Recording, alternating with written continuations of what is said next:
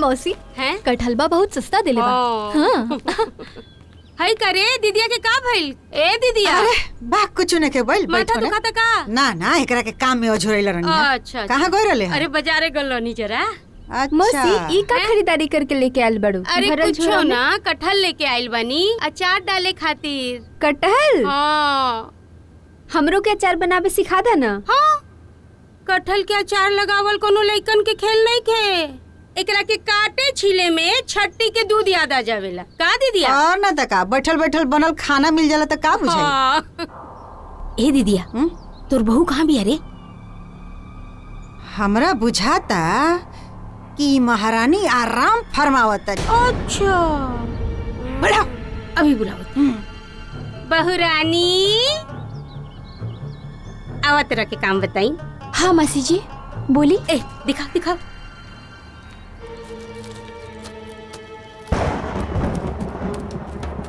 हाय देखा, हाय कटहल है। एकरा के बढ़िया से छील के काट दा। ओकरे बाद अचार लगावे के बा। हैं?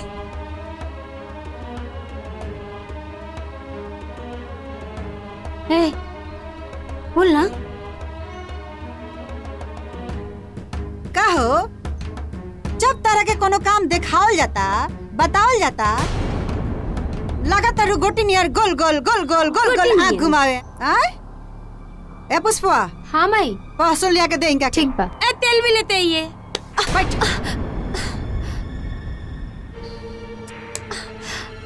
नीमन से कटिया छिलिया बुझाइल। हमनी के ससुरा में सिखाई सन। नैहर से पता ना का सीख के आइल बिया।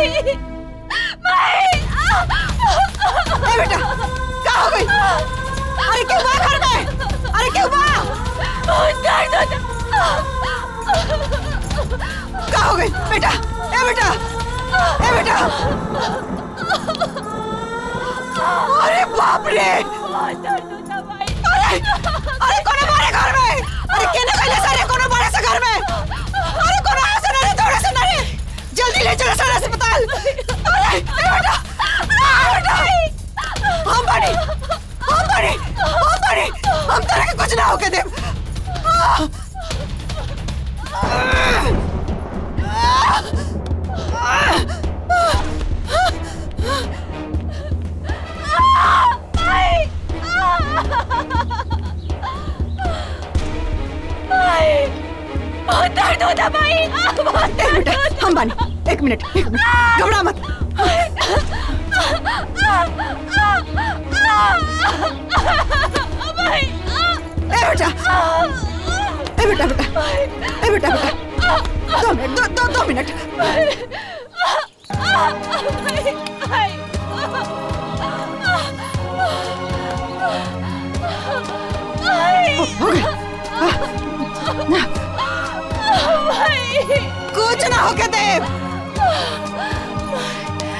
बेटा बेटा बेटा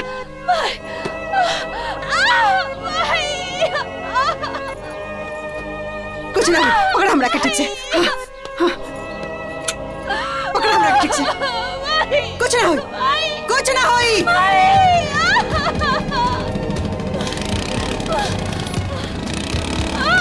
हम तेरे को कुछ ना होके दे।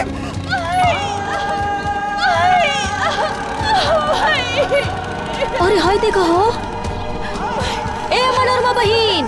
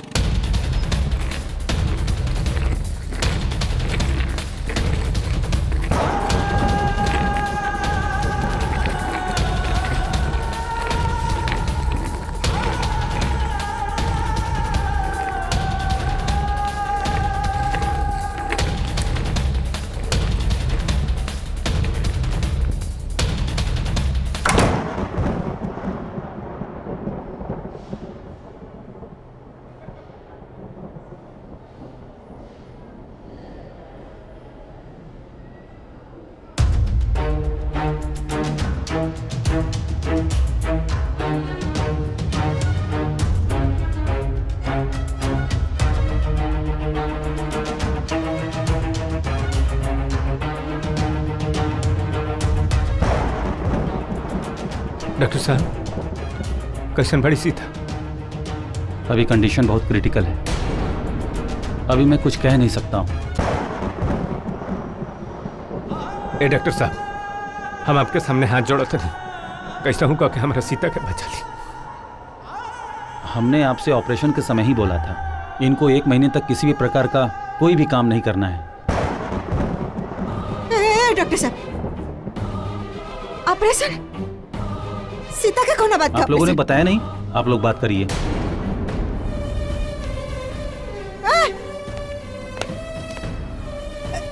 सीता के कौन बात का ऑपरेशन हो? अरे ऑपरेशन तो हमार हो रहे नु। ए बबुआ, सीता के कैसन ऑपरेशन रे? बोला, बोलत कहने के। हम बतावत हई, ई जो तोहार किडनी ट्रांसप्लांट भइल ह, सीता देले बिया। उहे के ऑपरेशन।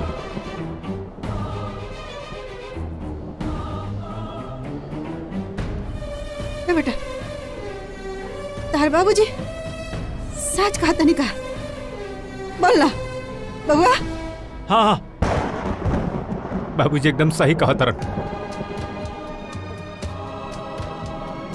सही कहा तरन भाई। तारा याद बा भाई, जब तुम मामा के नीतू दीदी के शादी में जाते रहलू,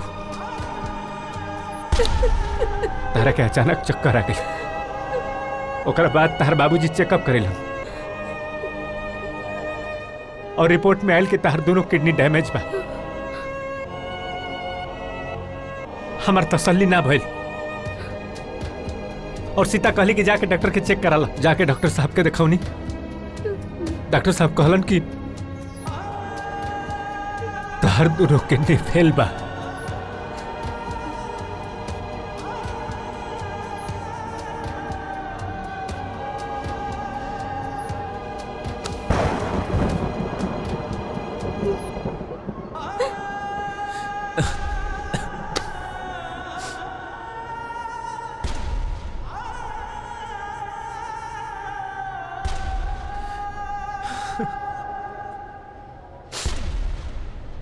तारा पता बा माई,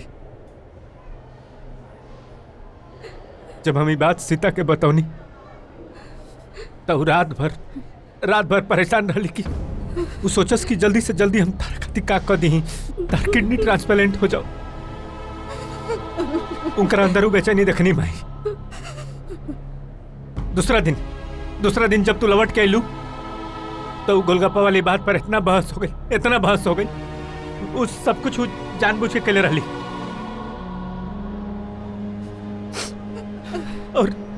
और तू शर्त भी मान गेलू, ओके दिलू 15 दिन ना। वो अपन मनमानी कैलस, तार खाना पाना सब कुछ चेंज कैलस। तारा के कुल काहे खातिर करैलस? तारा के ठीक करे खातिर माई, ठीक करे खातिर। तो हर लड़की के सास ओकरा के किडनी देवे खातिर मना कैले रहली और ये बात सीता के पता चल गई। वो हॉस्पिटल आकर तोहरा के किडनी डोनेट कैलस। भाई तारे का लगत हम कोनो अपने दोस्त के लगे ना जात रहनी। सच बताई तो हम सीता के लगे जात रहनी। उनकर बाबूजी कोनो मंत्री के काम से बाहर गए रहने, उनका घरे केहू ना रहे। वो घर में अकेले रहली, उनका देख रेख करे खातिर केहू ना रहे, ऐसे हमरा के जाए के पड़त रहे। भाई तो के हमेशा रजनी की चिंता रहल ना कि ओकर पति के नौकरी कैसे लगी। सीता अपन पिताजी से कह के मंत्री जी के पास सोर्स लगाकर ओकर नौकरी वापस कैलस।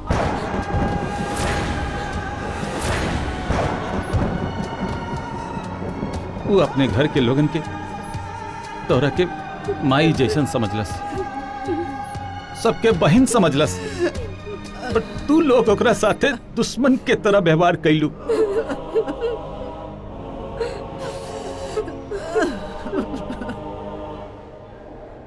इतना सब कुछ होकला के बाद भी वो तोहनी पर एहसान ना जतैलस और ऐसन महान बहू के तू अपन झूठा सान में पड़कर ई हाल में पहुंचा देलू।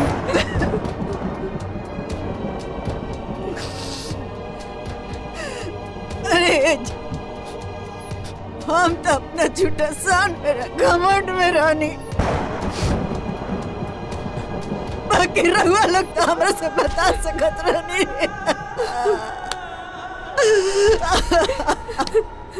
ई हम जब जब तोरा के बतावे की कोशिश कैनी ना, तब तक वो हमरा के मना कई देलस।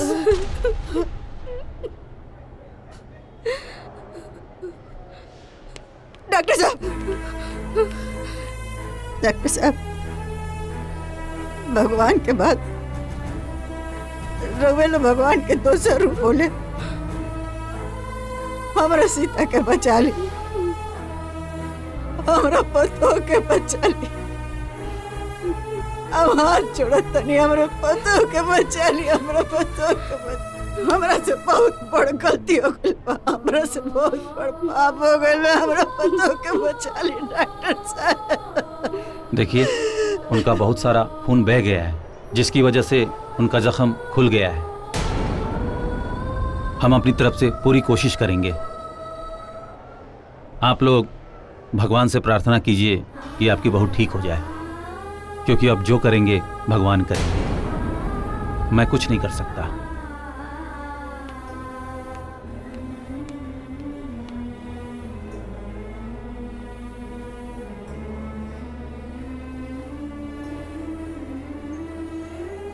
हे माई, सीता के पहचाने में हमने से बहुत बड़ के गलती हो गई।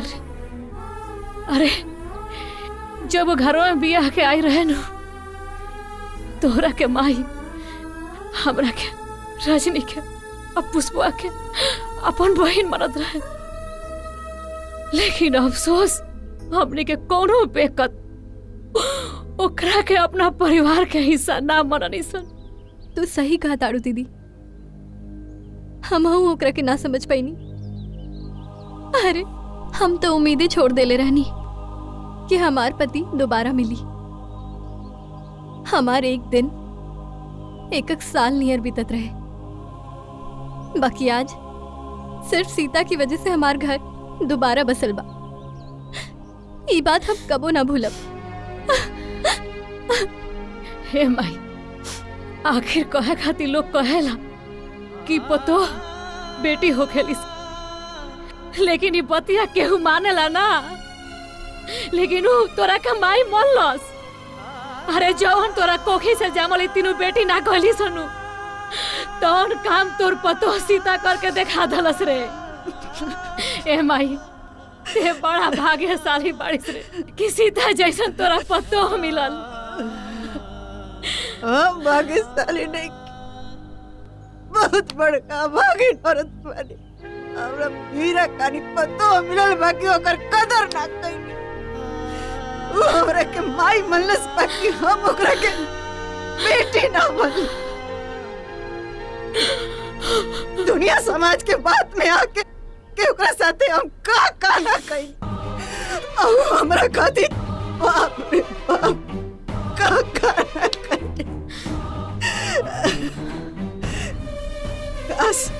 काश हम ताना मारे के बजाय ओकरा के अपन बेटी बनले रहती। हमरा मुंह में जब न तब कहत रही बिना माई के बेटी, बिना माई के बेटी, हुए बिना माई के बेटी। हमार जान बचौलस।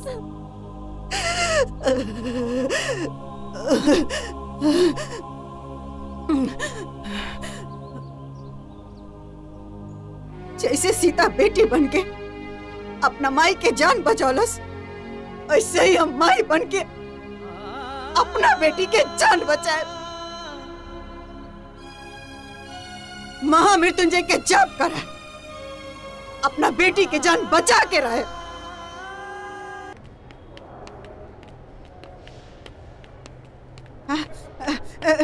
सब ठीक बनू? हाँ। डॉक्टर साहब का भेल डॉक्टर साहब? कैसन बड़ी सीता? हमार सीता तो एकदम ठीक हो गई बियानो। सॉरी, मैंने बहुत कोशिश की पर उन्हें बचा नहीं पाया।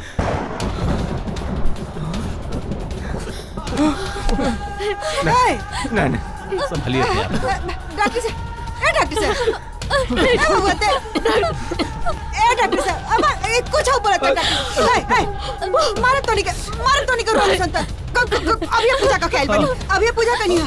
ओकरा खातिर जब करा क्या होता नहीं, ओकरा कुछ होई हम ओके देव। ए बब्बा पागल हुआ, रोक ना नु। चल चल चल आई लोगिन, चल चल चल आई जी आई माई।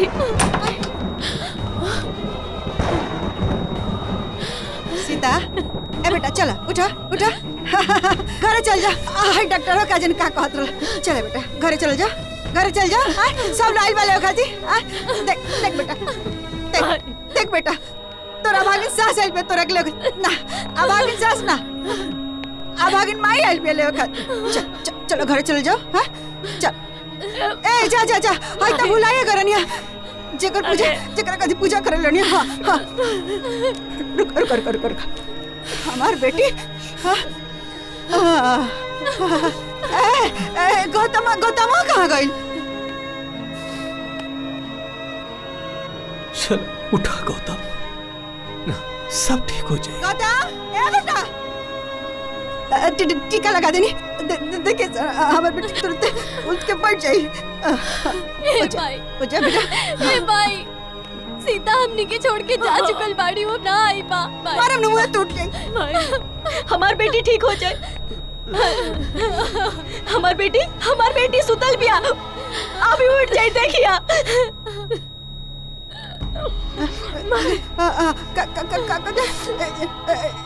हमरा से किसी आइल भी हमरा से। हम जानते नहीं कैसे मना। चुप रहो बाबू। सोना ए बेटी, तू जोन कहबू हम सामान 5 बजे चल जाब। दौड़े काती दौड़ ले लौट के के बाद नु तू तो चाय ना पिया, जो देले रे उचावा उहे पिया। हम तारा के सूप बना के पियाई, आपके खूब बढ़िया वाला सूप बनाई। दोनों माई बेटी स्कूटी से बाजारे चल जाई। बेटा हमरा के तू एगो नया जन्म दिले बड़। हम घर के चार दीवारी के बुझत रहनी की ये दुनिया, बाकी तू हमरा के एगो नया दुनिया दे कहलू। हम कल रनिंग कैसे कि हम तार भाई बन, बाकी सही मायने में ये हमार भाई बन गए। चाहिए स्कूटी सिखावत रही नु ता हमरा मन में तनको उना भाई की हमरा के गिरा दिए। हमरा पूरा भरोसा रहे कि बेटी हमरा के गिरे ना दी। आई भरोसा एगो माई पे होला। हमार बेटी चुप चुप चुप रोशन मत। हमार जान बचली पिया। जेगम माई अपना बच्चा के जान बचाव ली सनु, चाहे कुछ करके। ये बेटी हमार जान बचौला सा पर किडनी दे के एक को मारे सान न जोतला हमरा ऊपर। अरे लोग कहला कि बहू बेटी नहीं के हो सकत। अरे बेटी से बढ़ के हमरा खाती कैलस। हमार जान बचैले हमार बेटी। ए बेटा उठा ए बेटा अरे समझा ए बेटा ए बाबू हमार उठ ए रानी हमार ए बाबू हमार उठा ए बेटा उठ उठ हमार बच्चा उठ उठ उठ उठ बाबूजी देखी ना। ए बेटा माई ए बाबू उठ उठ चल चल चल ए बेटा उठ बेटा ए बेटा उठ ए बेटा उठ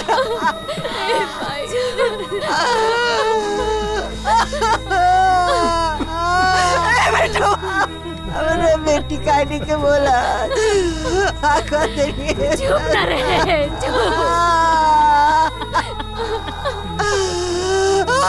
बेटा ए बाबू हमार उठा ए बेटा अरे रानी उठा ए बेटा उठा हम गलती हो गई हम कबो ना करे सब ए बेटा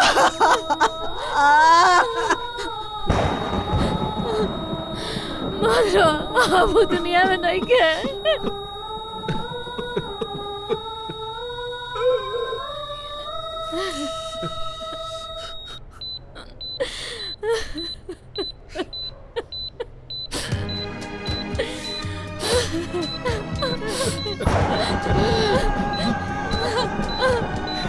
साले साहब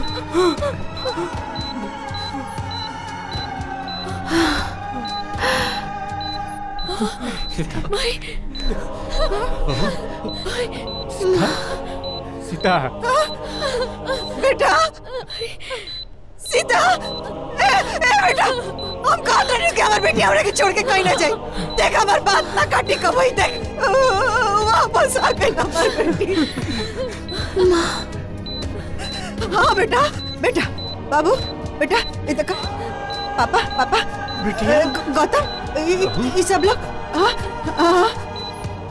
माँ बेटा तोहरा ममता में इतना शक्ति रहे कि मौत भी हमरा के तोहरा से अलग ना कर पाई माई। हमरा के माफ